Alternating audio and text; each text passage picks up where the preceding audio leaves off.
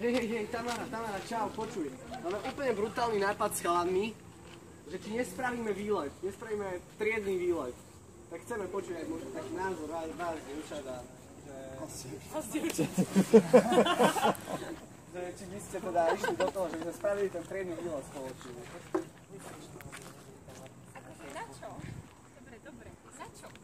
Aký to má zmysel, nechápem. Čo, aký to má zmysel? Proste pôjdeme, zabavíme sa a bude sranda. Zase a potom peniaze vyhadzovať na to a baliť sa a vybalovať sa a cestovanie. Na komu sa chce? Ešte nechajme s takýmito blbostiami. Choďte, keď sa vám celé je nejde. No tak dobre, keď... Čo máme s vami robiť? Bude nám toto lepšie, počak, pôjdeme na diskotéku večer. Čo? Možno niekedy. Čo mám robiť? Čo mám robiť? Čau, Pali, počuj, dostal som jeden brutálny nápad. Počúvaj ma, predstav si, že by sme išli na triedny výlet. Ale Pali, to nemôžeš takto predsa brať. Si zober, koľko veľa by sme ho tam mohli zažiť. Zažijeme to doma. To si môžem zažiť aj tu? Ale Pali, prosím ťa. Nie, teraz čítam niečo. Pali, premysli si všetky tie zážitky, ktoré doma pri gauči ani na diskotéke s fľašou nevieš zažiť. Vidíš? Buď môžeme takto prežívať, alebo fakt pôjdeme na nejaký výlet spolu a zažijeme niečo, na čo budeme pamätať do konca života. Bude to dobré? Sľubujem ti. A ja to skúsim. Poď. No idem. Veríš mi? Verím.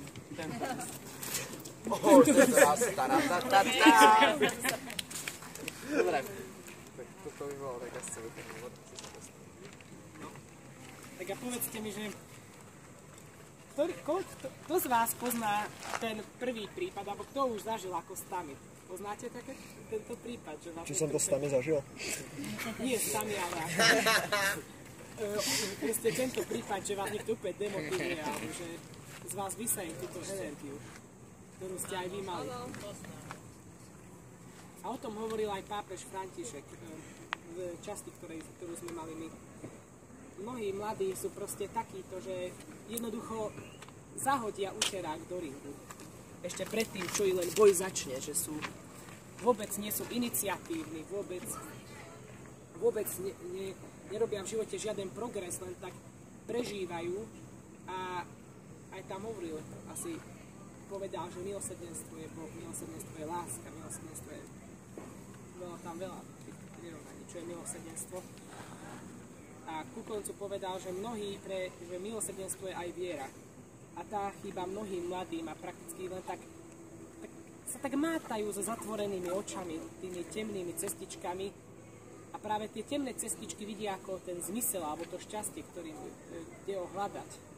A potom, ako povedal, proste aj, že u neho sa hovorí tam dole na Južnej Amerike, že sa rodia v dime. Chytajú predávači dymu. Že ich chytajú predávači dymu, proste, že áno, falošných ilúzií a že na to nakoniec vždy zaplatia. A zaplatia tvrdo. Ale teda pápež František spomína aj takých mladých penzistov, ktorí k tomuto svetu neprispievajú, pretože, ako spomína Roy, sú takí zľudení a nedokážu vystúpiť zo svojej komfortnej zóny, z takej svojej malej ulici, ktorej sa pridržiavajú ustavične. A táto zóna im poskytuje tzv. Pocit bezpečnosti. A jeden múdry človek aj povedal, že ak mi dáš pevný bod, alebo dajte mi pevný bod a ja pohnem vesmírom. A to by mohol byť týmto pevným bodom, ako v našom spoločenstve animátorov, alebo všeobecnosti, jednoznačne Pán Ježiš Kristus. Čiže týmto by som vás aj ja chcel povzbudiť a takisto každého člena, či už animátora, alebo aj dospelého človeka, každého proste, aby sa zapájal aktívne, aby síce to nepôjde z jedného dňa na druhý, tá zmena, ako aj ja som tuto na lavičke sedela, síce som sa zapojil do niečo, čo som aj nevedel, že čo to má byť, ale tá zmena nepôjde a možno, že či na začiatku ten zlom bude taký neoduševnený, čiže ten zlom, či už viery alebo náš obrad, bude spočiatku spomalený, ale koniec koncov tak či tak prídeme na to, že skutočne byť angažovaný vo niečom veľkolepom je honosné. Ešte by som tak na záver povedal, že vážne mladí, to čo máme teraz, my máme tú neuveriteľnú moc robiť skutočne ťažké, veľkolepé veci. Prakticky teraz máme ten potenciál začať hýbať svetom. A ak nezačneme teraz, bude neuveriteľne zložité opäť nasadnúť na už rozbehnutý vlak. Preto práve, že teraz by sme mali využiť to mládí, ktoré je v nás a vážne sa nakopnúť a vážne aj osobne mne, keďže ja som taký človek, ktorý v živote nechodil do kostola a ja som bol obeťou predávačom dymu a osobne viem, že ako som tu, tak aj vy ste mi pomohli k tomu, aby som sa nakopol a išiel za mojimi cieľami. Takže to je ešte taká osobná súka. Tak ďakujeme. Makarská. Ešte raz začne.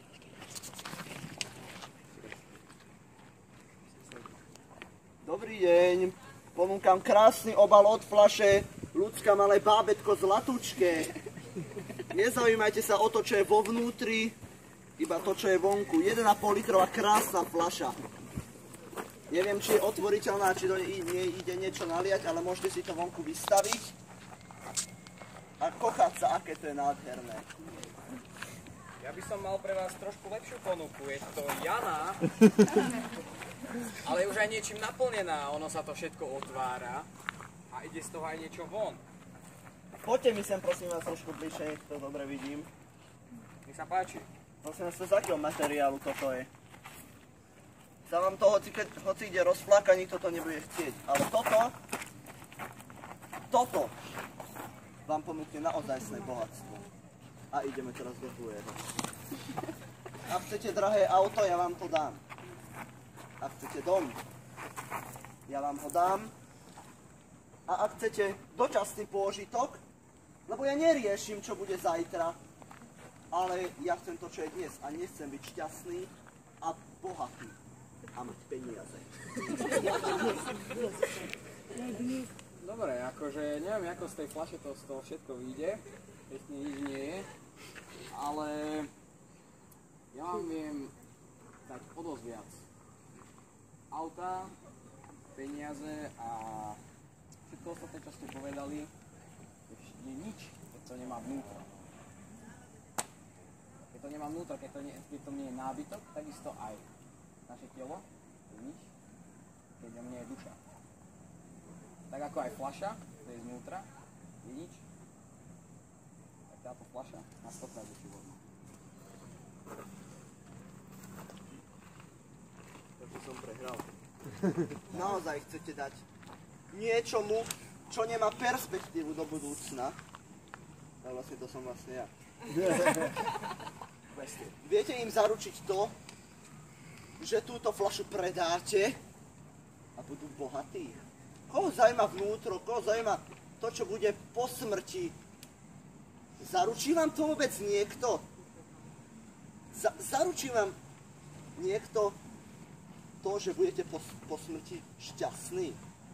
Lebo toto vám zaručí to, že budete tu na tejto zemi šťastní a tu v Makarskej si môžete kúpiť krásny dom, ale budete musieť niečo obetovať. Ja pre vás mám ochutnávku z tohto a vám zaručujem, že budete zdraví, šťastní a budete mať všetko. A nielen tu na zemi, ale aj večne. Tak čo vy na to? Možno ste teraz nejaký so zlými vlastnosťami, ale keď zoberete toto, tak sa pravdepodobne budete musieť zmeniť. Čo je na tom zlé sa zmeniť na možno pyšného? Čo je zlé na pýche? Na pýche, keď k vám niekto príde vysaltený a povie vám, že máte veľký copík. Čo je na tom zle? Však ja som s tým šťastný. Komu to vadí? Iba tebe. Čo je na tom zle, že si nenechám poradiť? myslím, že tieto argumenty už sú dosť slabé na to, takže Takže môžeme som sa pani prehral. prebiť. Dobre, musel som sa trošku prehrať teraz. Aby bolo jasné v tom, že sme ponúkali diabla a ponúkali sme Ježiša, teda Pána Boha. Lebo diabol naozaj ponúka len to, čo je navonok krásne, to, že mať body, a teda domy a autá a absolútne nerieši to, že čo je vo vnútri, ešte vás to dokonca aj zmení na niečo horšie. A naopak Boh nepredáva, ale ponúka. Keďže to je vlastne, máme dve cesty, ktoré sú možné vybrať a jedna je táto,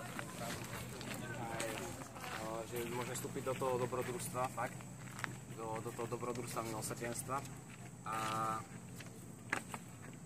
vlastne aj keď náhodou vlastne by sme z tej cesty odbočili, alebo tak Ježiš sa aj Peter pýtal, že koľkokrát, Pane, že či 77 krát, či 7 krát, a on, že 77 krát. A že vlastne,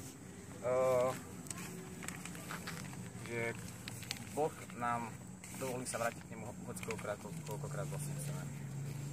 A keby sa máme takú provokačnú myšlienku vypichnúť, tak to je tá, že si musíme vybrať medzi tým, čo naozaj chceme, lebo nejde z každého rožku trošku.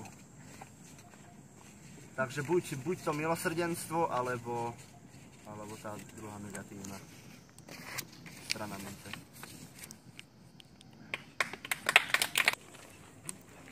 Tak, máme plavky, šnorchel, peňaženku, mobil. A počkajte, čo mi chýba? Nemám svojho kresťana. Kresťan, kde si? Je to nejaký kresťan, spoznávacie znamenie služba. Videli ste niekde slúžiaceho kresťana? Á, organizácia. Laci? Nevidela si niekde kresťana? Prepáčte, Tuto chodí, slúži. nie, teraz nemôžem, vypadlo mi melódie. Nie. No, dobre, jasné, máte tu svoje veci, OK, dobre.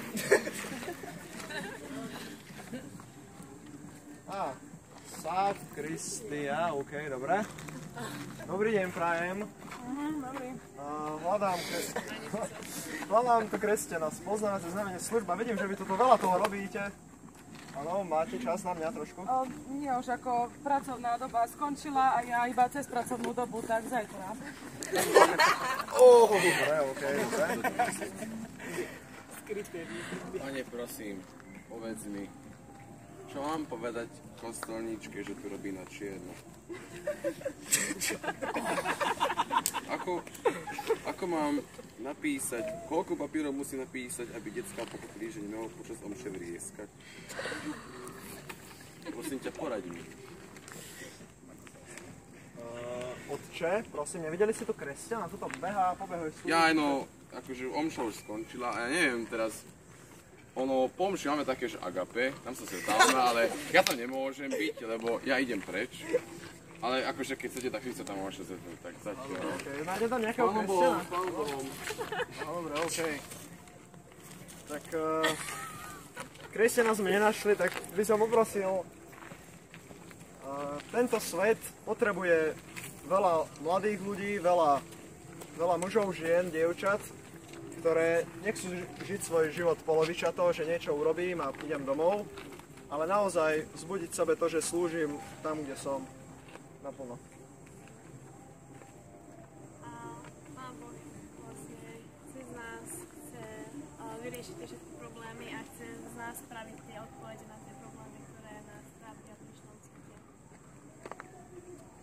A taktiež teda to, že hovorí jednoducho kresťan, by malo celkovo znamenať niečo, že v podstate kresťan je ten, ktorý vlastne robí službu, dáva niečo zo seba a keď jednoducho sa volá kresťanom, ale nekoná tú službu, čiže nedáva ani len kúsok zo seba, tak vlastne zapiera seba, zapiera aj celkovo ten názov pre neho, potom už ten kresťan je čisto iba pojem a že vlastne zapiera aj Ježiša Krista, ktorého teda tvrdí, že verí, čiže naozaj tá služba je tam vlastne to, prečo sme kresťania.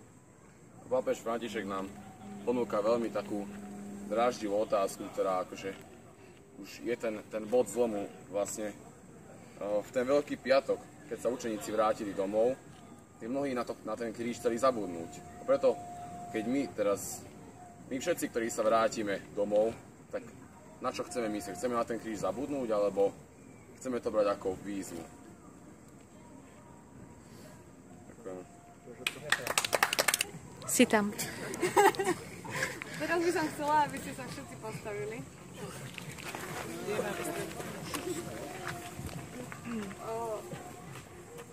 Nie, viete čo, radšej si sadnite, prosím.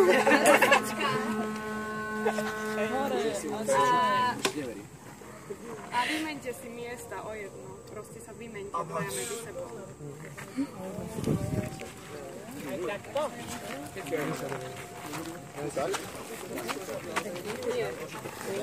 Prepad.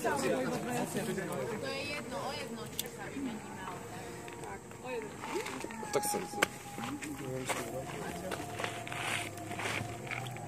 Jak sa vám lepšie? Stojí sa vám lepšie alebo sedí? sedí. Tak sa postavte. Mali si povedať, že stojí. Pápež František rozprával o takej jednej veci, že mnoho mladých chce byť pohodlnými, chce byť šťastný, chce mať pohodlie, chce proste byť v komforte, v bezpečí, takže aj vy chcete asi, že? Teraz. Nie? Je to provokácia. Ja som povedala, že sa mi lepšie stojí, takže ja som to rozhodla. Ja by som si kľudne sadol. Áno, môžete. Si asi ju bonzula. Teraz ste už šťastnejší. Áno, happy. Pretože hovorí aj o tom, že mnohí mladí si milia proste šťastie a pohodlnosť. Cítia sa byť, keď sú na tom svojom gauči, ako to v tej svojej pohodlnosti, v tej svojej komfortnej zóne, že sú šťastní, že nepotrebujú proste nič, že sú v pokoji, že sú v bezpečí. A tak sa z nich stávajú zo všetkých mladých 20-roční dôchodcovia. A ktorým je dobre tam, kde sú, to, čo robia, väčšinou to je nič. Ale mnohým ľuďom veľmi vyhovuje, že mladí ľudia sú pohodlní. Že sú pohodlní, že sú otupení, že o ničom nevedia, že nič neriešia.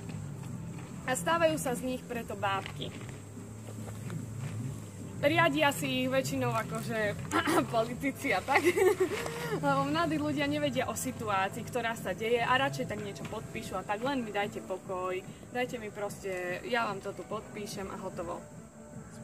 A teraz by som sa vás chcela opýtať, že či chcete byť tými ospatými a hlúpými a otupenými mladými ľuďmi, ktorí sú ako dôchodci. Áno! Repertorali, nebolo ťa počuť, premysli si odpoveď.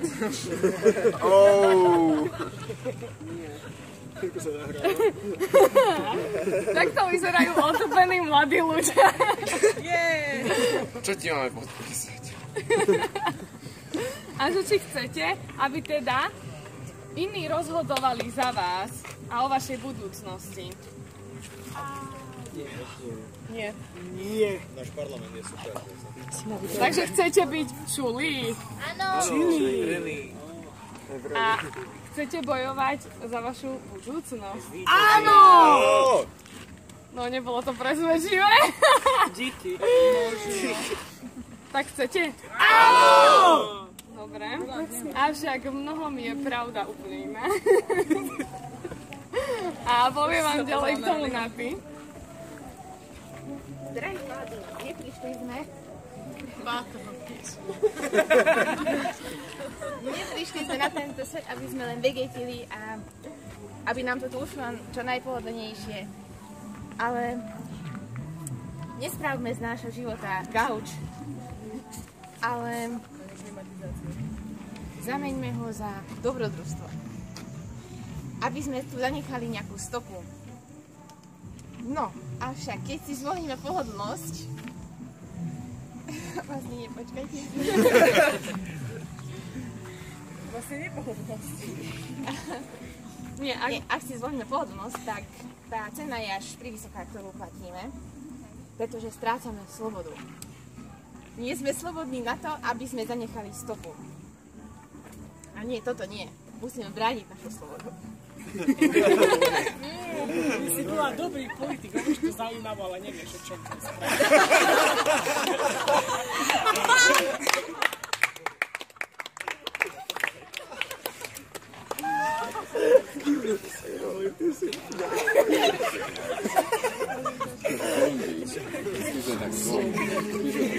Áno, na ty to povedala správne. Pretože inak sa s vami budem mávať a s vami všetkými mladými, ako som s vami mávala ja. Bude to úplne zbytočné, povedala som vám, postavte sa, vy ste sa postavili, povedala som, sadnite si, vy ste si sadli. Vedeli ste, prečo to robíte? Tak ale dobré, že keby ti teraz poviem nie, tak potom jaký som animátor? Aj tak. A aj tak ste poslúchli. Už sa ťa vždy spýtam, prečo, keď mi niečo povieš. Áno, pretože toto je ten záujem o to. My sa nezaujímame, nepýtame sa prečo. Urobíme to, čo sa od nás chce. Aj keď to môže byť niekedy blbosť. Ja som ti chcela do toho niekoľkokrát skočiť, že baterka slabá a ty tu cvičíš s nimi hore-dole, ale by som nechcela pokaziť. Dobre, takže Fausty je mladý človek. A možno, že je viac ako niektorí z nás. A keď fakt strácame slobodu tým, keď sa sebou necháme mávať, a je to na nás, aby sme vymenili vlastne ten gau, vlastne tú našu pohodlnosť, tie naše počítačové a videohry, za to dobrodružstvo, za topánky, za šlapky, za kroksy, aby sme proste išli, aby sme spoznávali nové miesta, nové veci.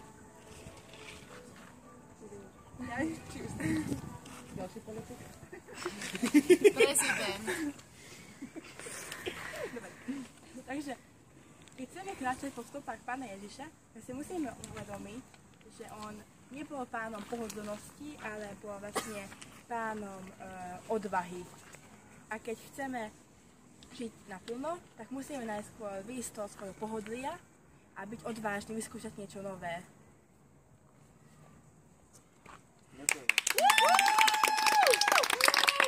Mladí, jedna výzva pre vás. Nebojte sa riskovať. OK, počkej, pusti. Možno? Pretože aj keby vás seklo, Pán Boh od vás bude vyžadovať, teda chcel by od nás, aby sme zanechali v tomto svete stopu. Pán Boh potrebuje naše ruky, aby tá stopa bola zreteľná a máme robiť mosty. A nebať sa proste podať si ruku s ľuďmi a nadväzovať nové vzťahy, keď je tam riziko, že naša ruka ostane vystretá, ale ten, kto neriskuje, tak vlastne nič nevyhrá.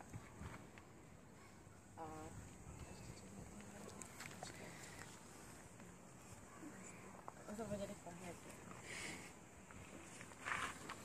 A to je asi všetko. Myslím. Hlavne tie mosty. Mosty. Naša budúcnosť je v rukách Pána Boha a nemáme hľadiť na to, čo bolo v minulosti, pretože on nás neskúma a nehľadí na to, čím sme boli, ale ešte čím len môžeme byť. Ďakujeme.